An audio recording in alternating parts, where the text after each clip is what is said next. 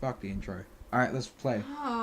What? Hey guys, so today we're reacting to 3 True Scary Subway Stories by Mr. Nightmare. Shout out to Mr. Nightmare, you faggot, mate. Alright, let's Hey, watch. it's good. Let's go.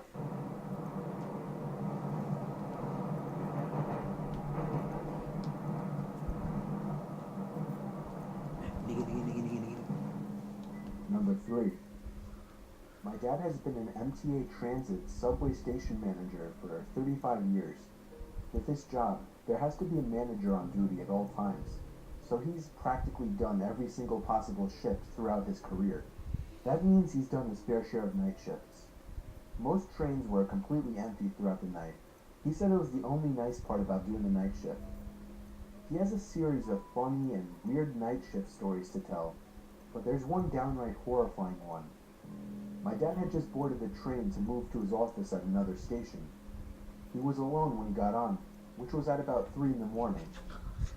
At the next station, someone boarded.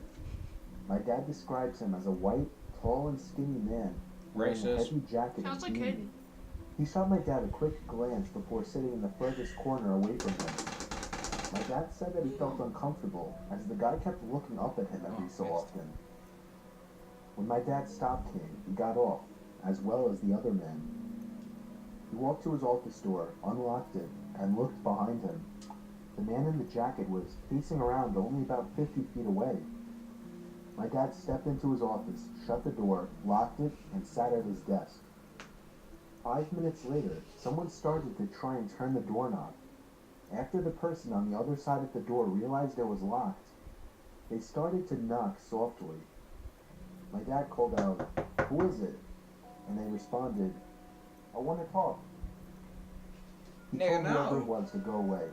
He says he knew trouble when he saw it. He had a good feeling it was the guy from the train, as this station at a time like this was apparently always completely empty. My dad told the guy to go away.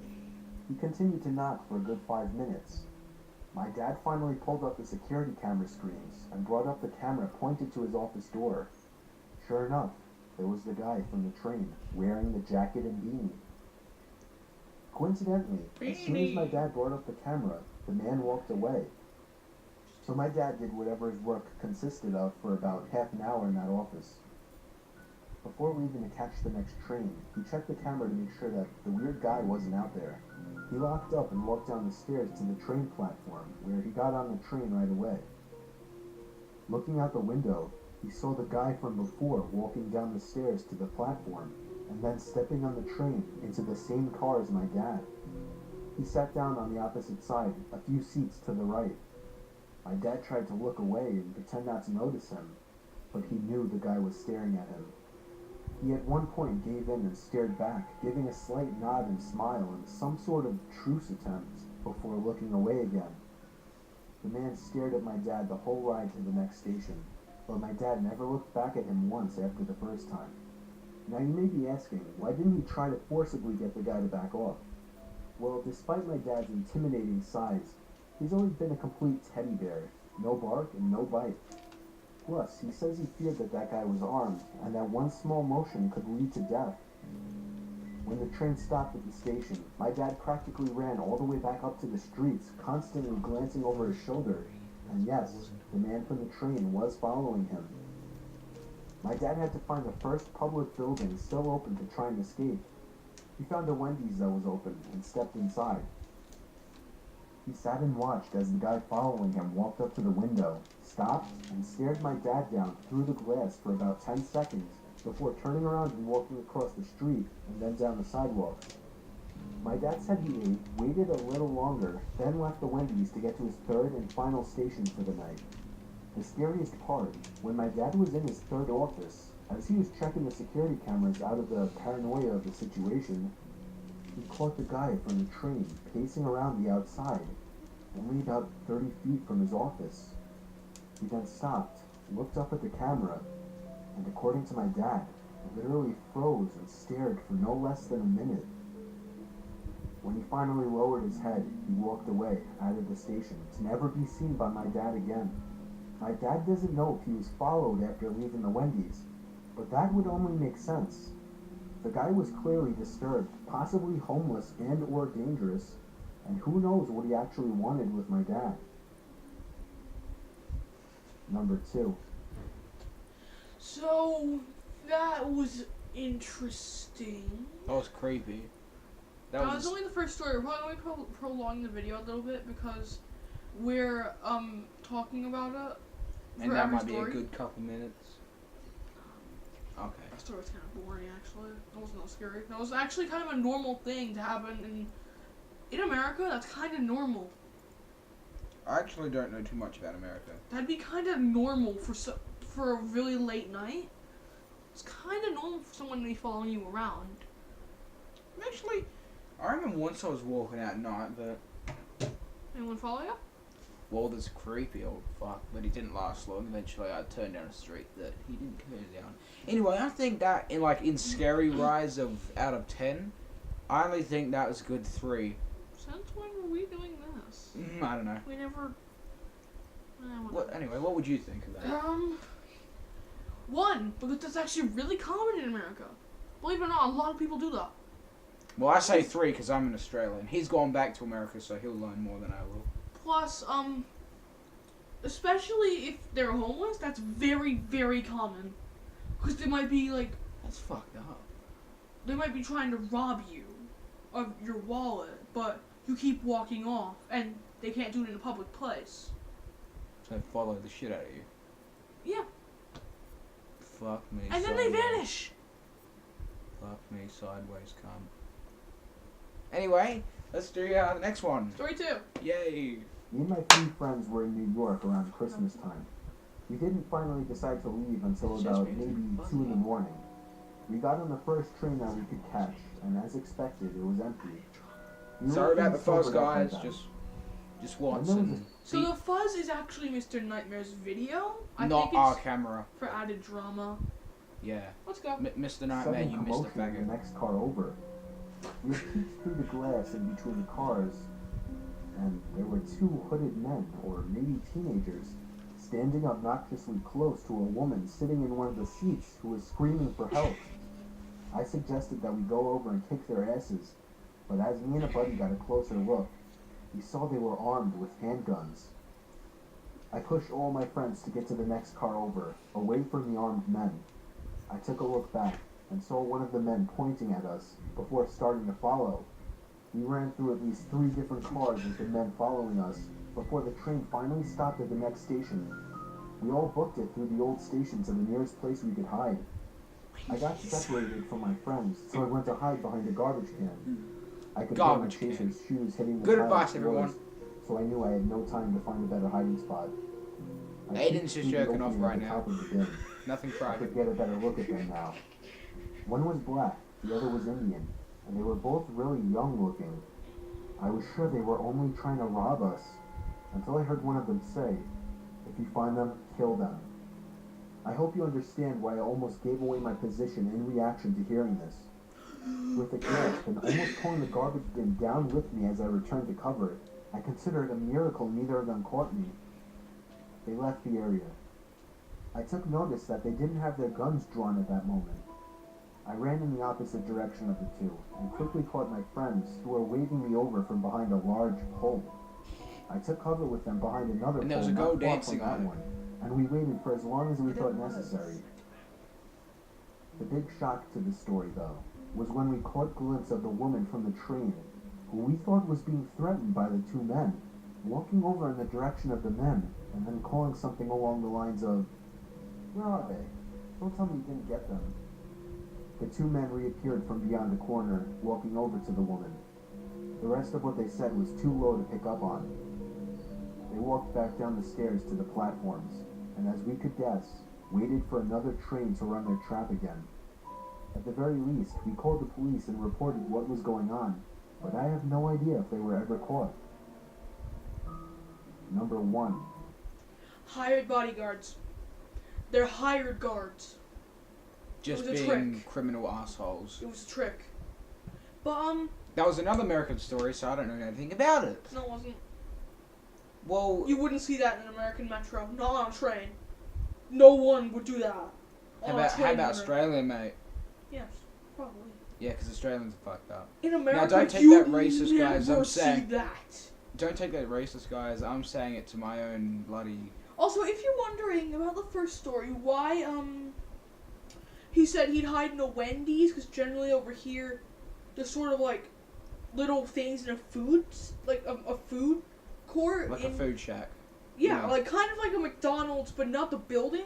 It's hard to explain.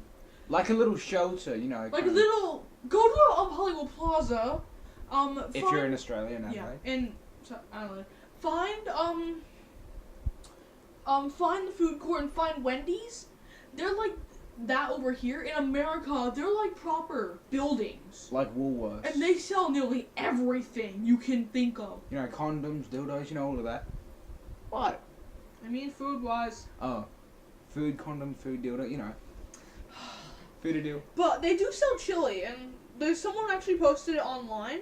Chips and all this shit. No, just the Oh. chili. They do sell chili cheese fries and chili cheese dogs. Now they know the fact that that was a setup.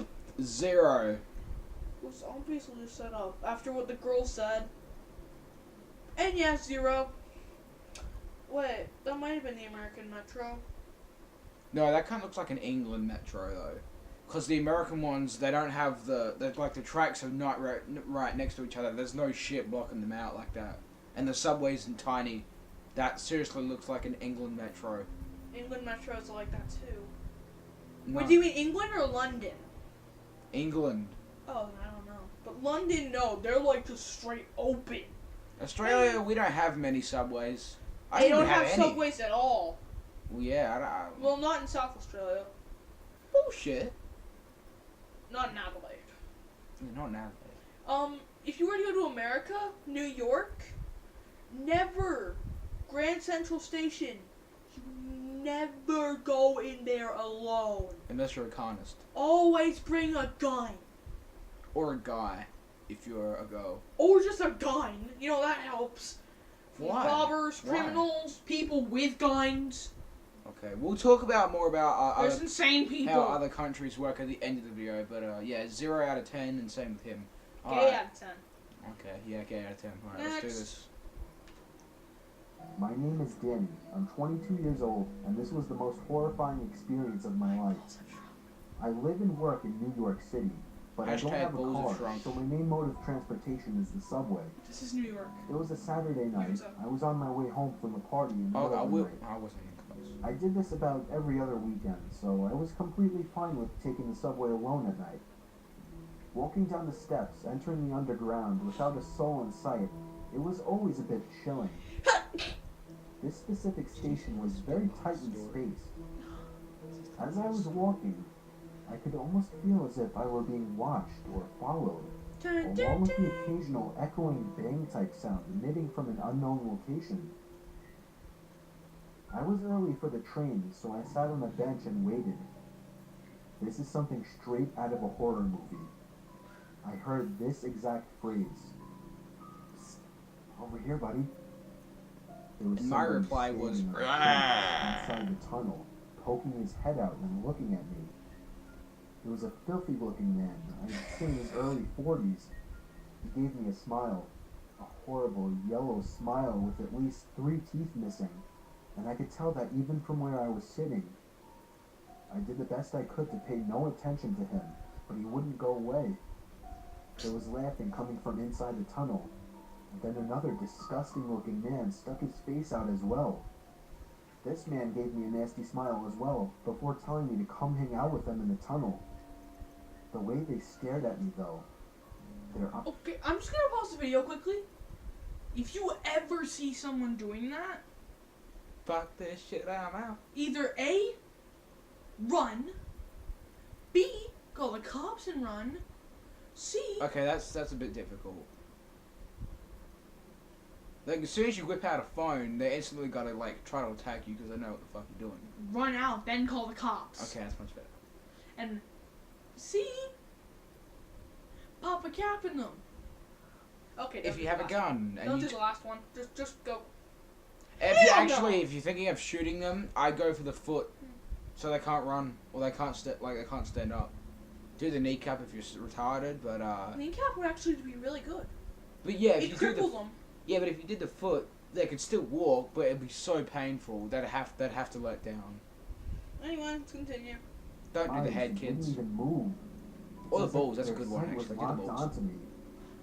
I resumed doing the best I could to ignore them and just wait for the train.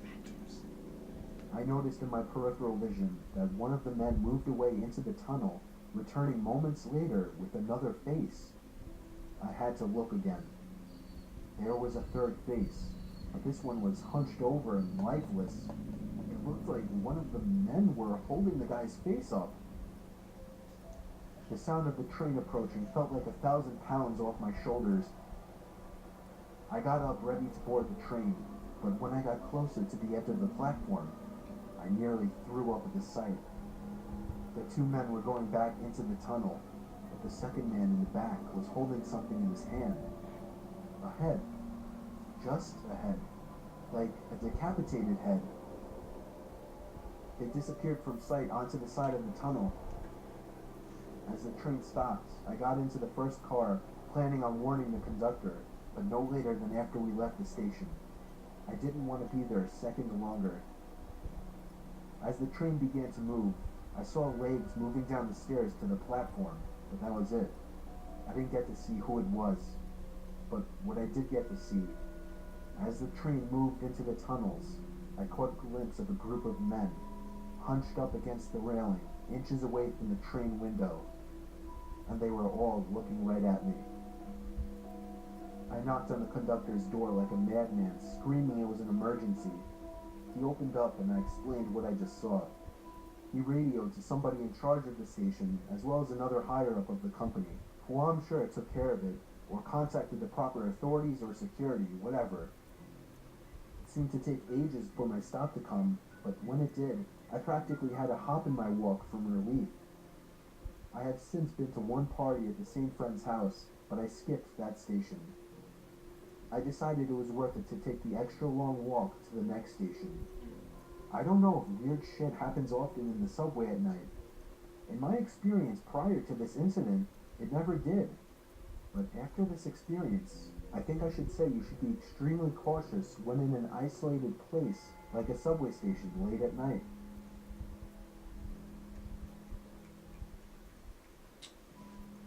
Well, that about does it for this video. We still need to talk. I know that, but it about does it for the vid. I like to say, if there's someone in a subway station holding a head, You there are many. run. You don't do anything. You just turn your head around and you just forget your body. Just run. Just forget your go. You just get out of there. Don't try to take a picture, okay? God, no. Because if you do and you hand the cops, you might get up and shit. Why? Because you're the one who has the picture. So? How many times do you think people try to take photos, they actually manage to take a photo of something like that, they take it to the cops, and then they end up in prison? American cops aren't that stupid. It's not America that does it. New Zealand, Australia. Actually, America would do something like that. In certain parts, yes. Where the cops don't really care. They just won't throw people in jail for money. And just so you know, that is what a subway entry looks like. They stairs that go underground. That is in, I believe, New York. That looks like New York because how the buildings are shaped and shit. It's not. That doesn't matter. Yeah, it does. Look for skyscrapers. And also we see the street lights. Well, actually, nah, they're kind of in every country, aren't they? How they? Those design? Not every country, but a lot. Anyway, that's just for this video, guys. 6 out of 10. I'm gonna go 5. Anyway, thanks for watching, guys, and Why don't we do another video in a minute? most likely, yeah. I have an idea for another one that I just so happened to have found while, if you saw me pull up the videos, like on the bottom of the screen. Okay, let's go do that, shall we? Here. Oh, yes.